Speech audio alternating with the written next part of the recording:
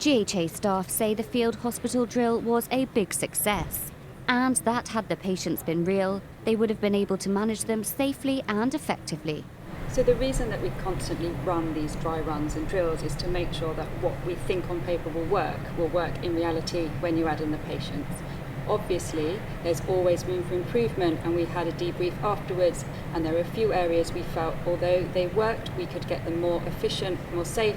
And we're going to be looking into rerunning the drill again on Tuesday, having done some more mini exercises just with the staffing of the nurses to look at the communication from the comms room of the matron down to the floor. It was really important to identify any communication needs, and they were all really good. We had great communication between the matron, who was on the top floor. We were able to identify a sick patient quickly. We were able to send them back to hospital, everything really safe. At the same time, get the other people in safely as well, admissions. I knew exactly who was coming, what they were coming with, and where I needed to allocate them. So it was a really good drill, all in all.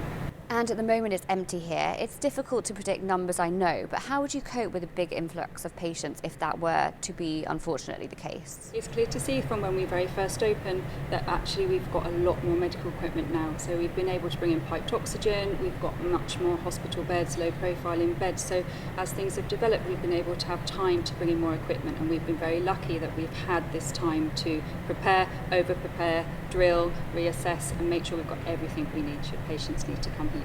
And someone I spoke to earlier mentioned the time has also given you a chance to get used to the facility as well. So it's a very unique situation for us. We're used to working in a hospital where you take for granted that everything you need is at hand. So obviously when we first came here and we saw such a large facility set up in a very unusual way for us as nurses, it took a bit of time to get used to it, and it was important that we spent a lot of time here making sure that we knew for every eventuality that we knew where things were, we knew how we were going to deal with our patients, how we were going to escort them backwards and forwards from St Bernard's, and we've had time to do that and be really, really prepared. So we're really happy that if we do need to take patients, that we are ready and we have everything that we need.